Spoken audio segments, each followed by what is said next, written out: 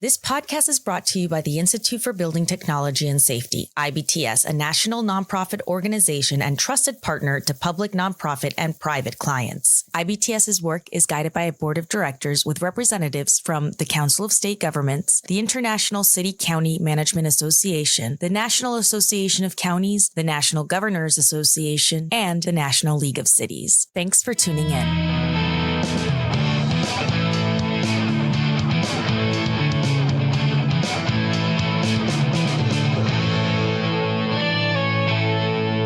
This is On Further Inspection with IBTS. I'm your host, Gabby Geraci, and on today's episode, I have two visitors from our IBTS office in Puerto Rico, Agnes Crespo Quintana, Esquire, and Dr. Lisa Mariel Escobales Jimenez.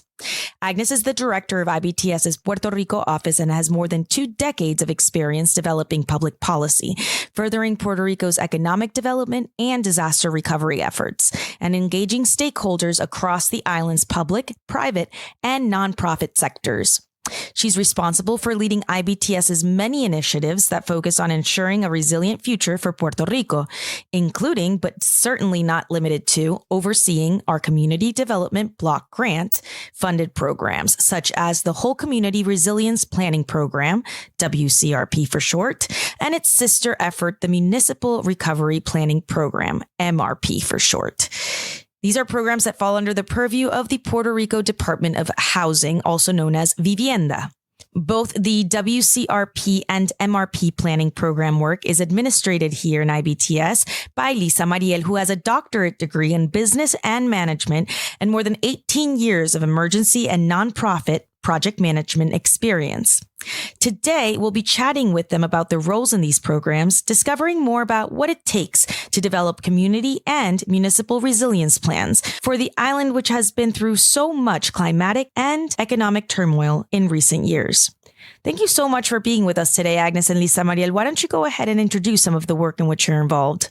Good morning. My name is Lisa Mariel Escobales. I am program manager at IBTS Puerto Rico office or region. As a program manager, I oversee multiple projects, but especially I oversee the community projects. Whole Resiliency Program is one of the projects, and also the Municipal Recovery Program is another of the projects. Very good. Thank you. Welcome, Lisa Mariel. Agnes. Hi. Hello, Agnes. Tell Thanks, us about Gabby. yourself. Yes, I'm Agnes Crespo Quintana, and I'm the regional director for the Puerto Rico office at IBTS. I oversee all the projects that IBTS is helping Puerto Rico to reconstruct our island after the hurricanes and definitely after this economic downturn that we are living over a decade now. In alliance with several municipios, we are supporting them in this federal program management, federal funds management. Also, we have a group, a division of planning division, and we have our planners, our licensed planners, help also these municipios and these communities to provide a resilient program, a resilient plan for their future. Why and how is IBTS Puerto Rico supporting local communities? And what kind of commitment have you guys made there?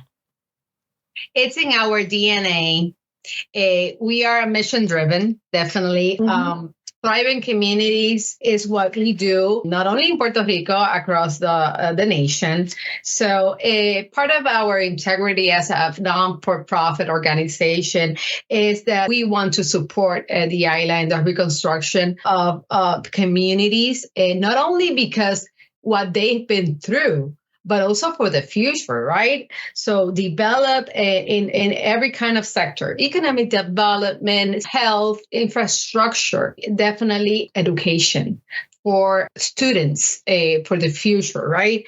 And we want to work together with these communities. We are working together with these communities right now.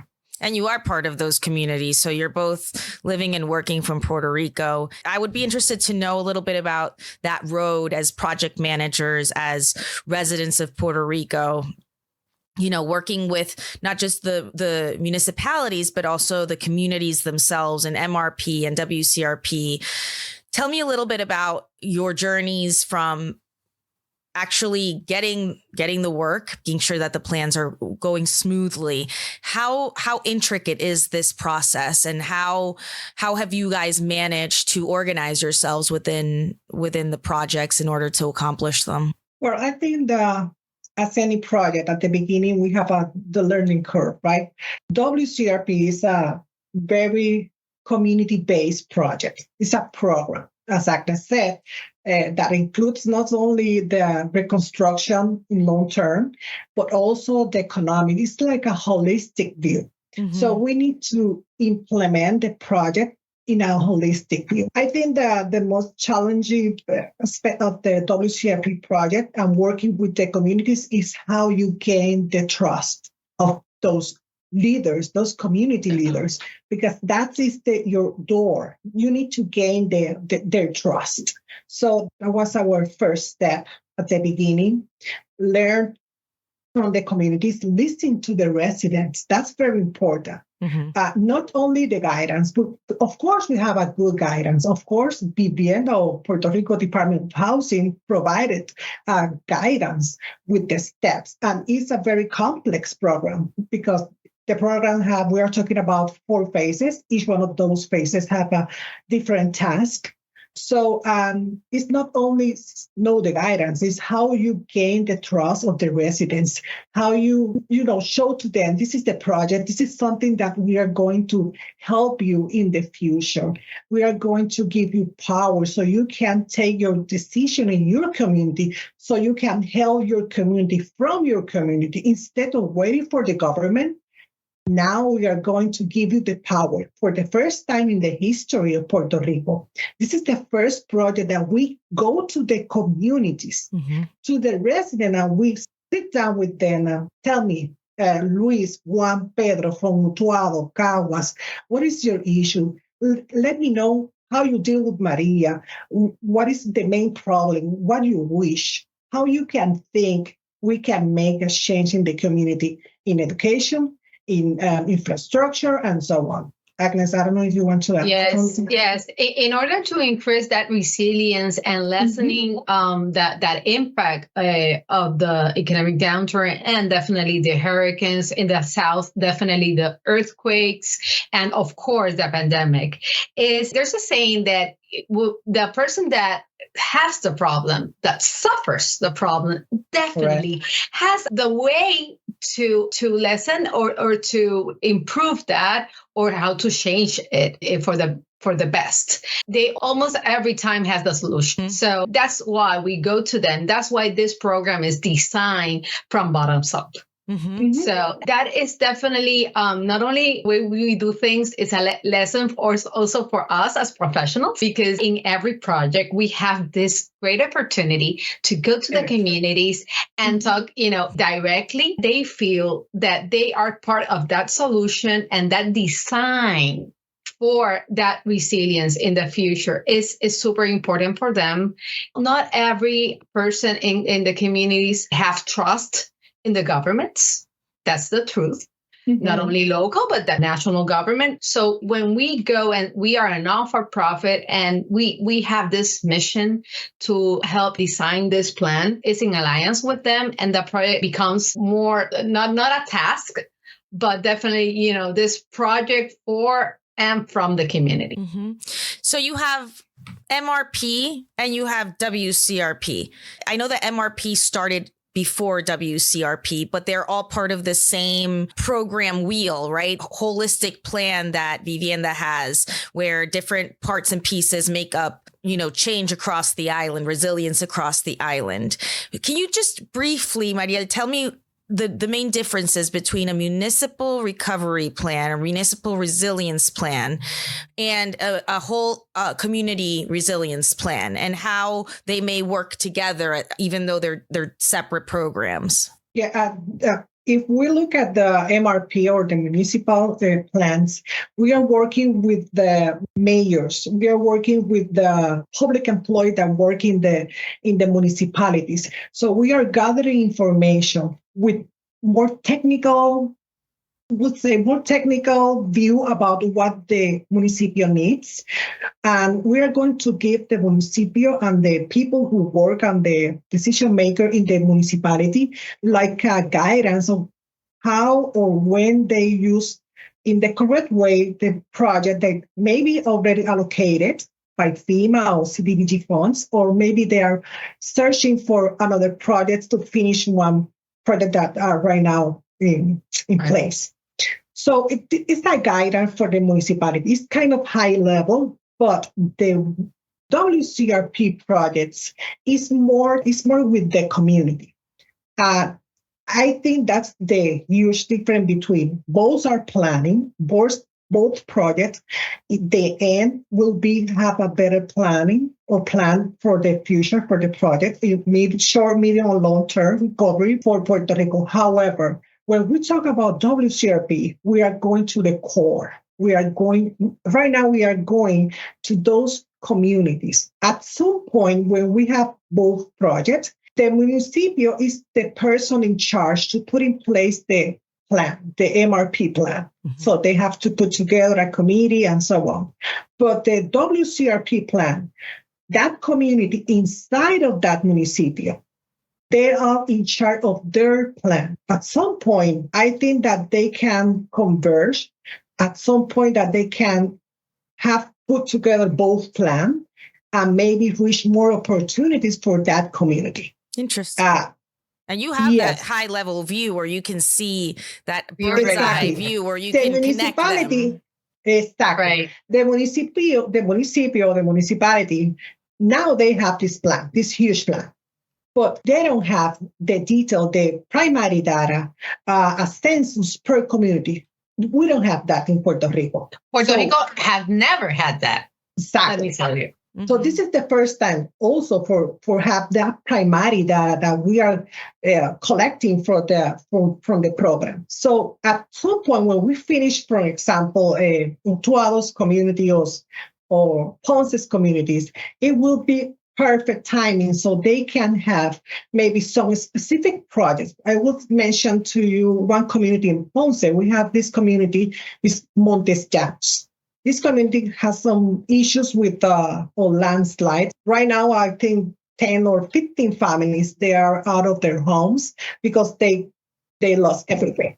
Because they lost their homes, everything. They don't have access because they broke in two ways. So the municipality is working, Ponce municipality is working with the community, but they don't have performed what they say like geological study to know what is happening in that community to present a real solution. So that's one of the great opportunities at WCRP.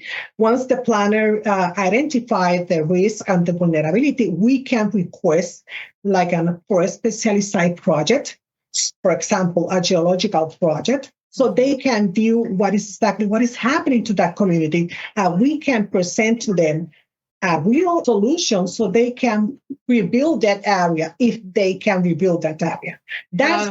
That's the way at some point we can unite both projects. Gotcha. This program also allows us to identify specific funds for this kind of specific situations, right? Okay. Because the MRP was designed to identify how the municipio can allocate their money or how to identify funds to implement part of their agenda, right? Identify as a problem or what they have already identified. The community that live there right now, and they're living with this huge hole in Montes Llanos, for example, the municipio or the local government can help them reallocate, or, the community wants a solution in a longer term, right? It's a temporary solution.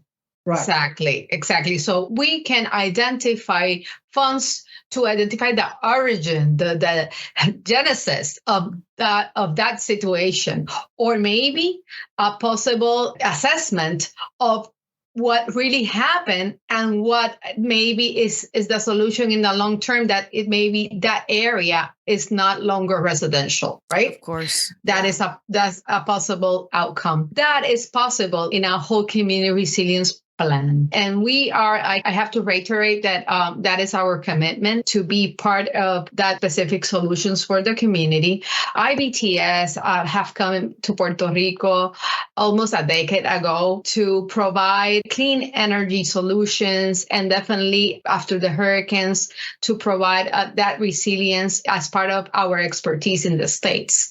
And now that we have much greater team, right? Very important to us to implement all that experience that we have come, not only from the States, but experts from the island, that local experts that we have hired to be part of this great team.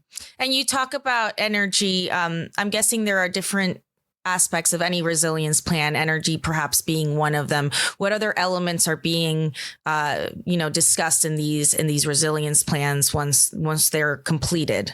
Yeah, they're very specific. They had other situations. For example, they have a huge community of elderly or with disabilities. They have limited, access to the basic needs, right? Mm-hmm. That's also some other communities that we have to take in consideration in these plans. So you talk about the community and the importance of going there and and building this rapport with people that may not immediately trust you because you're working with government funds, for example. Mm-hmm. So tell me a little bit about that process of starting off building that rapport. Well, after we built the first rapport with the community leaders, and they gave us this opportunity to go to the community and give this orientation about the program to community and the resident of the community. I think that the most important thing is not to get there and that they receive you, is also that they trust you. And the most important is that this is a long process. As I said, we are talking about 4 or 5 phases. So how can you maintain that trust? How can you have an engagement, a long-term engagement with the resident of the community? Mm-hmm. And I think it's that the trust, the continuous communication between our planners and their community, and have these periodic community meetings to let them know, hey guys, we are here. What do you think? You think that we are doing what we are doing right now? This is this is the correct data, or you think it's not the accurate, or it's not accurate. And so, yes, it's not only gain the trust, their trust is more important. Gain an engagement, a long-term engagement. Maintaining because again, trust. This is right. Continuing that trust. This is a long-term project. So we're here to stay, and we are committed with the transformation of our island. We need that engagement. So what is next with regard to, first of all, I would love to know exactly how many MRP plans we've completed at this point, but also what's next? I know you're in the midst of WCRP right now. What is coming up next for IBTS Puerto Rico with regards to all of these communities and municipalities that are now, armed with these resilience plans? What's next? We already finished 7 MRP. We have 7 MRPs already finished. We are in the final process, which meaning that Vivienda, or Puerto Rico Department of Housing, mm-hmm. is reviewing these final plans to approve and have the final version. So we're almost done with MRP. I think that the plans that we deliver, they are a good source for the municipality, as I said before. The next, I think, WCRP, of course, we need to finish the whole process, and we are working with communities. So we are very excited to continue working with the communities. I think, as Agnes said, for myself, I love the WCRP project because the team have the opportunity to get there to the communities. And the key to our success in these WCRP projects is that besides the planners and the planning and the structure and the organization, is that we always have the empathy with the people and with the residents that we are working. Next, we are going to in a couple of months, we are going to work sector of the also community-based, but we are going to educate. We are going to give those person that Agnes mentioned, last mile person, that they are struggling a lot with power outage in Puerto Rico, and they need a stable system of energy in their house. This is a basic need, Agnes said. So we are going to work with those residents in these last mile areas to help them, educate them. This is your rights. This is how you're supposed to run this solar installation that some company of fear put in their house, maybe in the past. That's empowerment too. So you're giving them more empowerment to that community. So we are very excited. We are very excited with that project also. I believe I see it this way. I believe that we're going back to our genesis in Puerto Rico. We came introducing our policy of clean energy and promoting definitely what it's quality in solar installations. And now that thanks to DOE grant, we are able to educate, as Dr. Escobales mentioned, and we with this integrating the network of different stakeholders, we're going to impact these homeowners in these last mile communities and educate them as consumers, and definitely as our regulatory framework. We have a law that orders the government to promote what it's renewable energy. So in 2050, we eliminate carbon waste. So IBTS Puerto Rico will be able to educate the benefits of solar PV and battery storage systems. So we are going to be part of that consumer protection education and share on the best practices in that area. So we are very enthusiastic to start that project. That's fantastic. And I wonder how your staff is doing with all of this, going out to the communities, what the feedback has been from them that are knocking on people's doors and getting to know the people of the communities, the residents.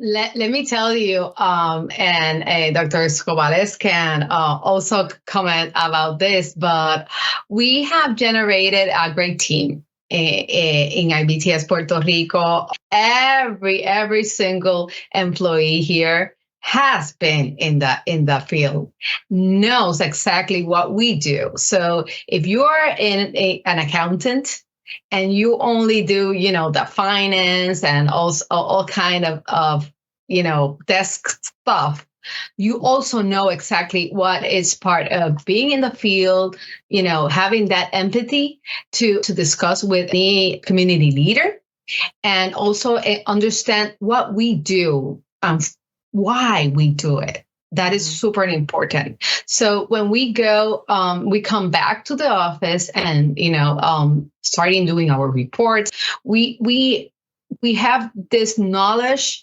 and this transformative vision of the recovery that we want to promote in Puerto Rico. Mm-hmm. My team has this knowledge and identity of this sustainability that we want to promote. For me, that is super great. It's personal. Yeah.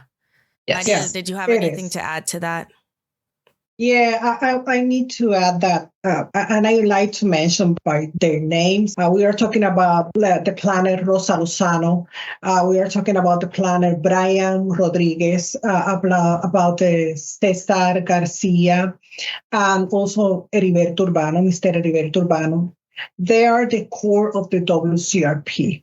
So as Agnes said, we usually go with them to a community meeting to have a work session, a mapping session to support them. But each one of them, they are very, very committed. Committed. Thank you. That's the right way. They are committed with their communities, and they don't care if they need to work 12 hours. And the next day need to go to another community because they're going to do it. You know why? Because they have this committed.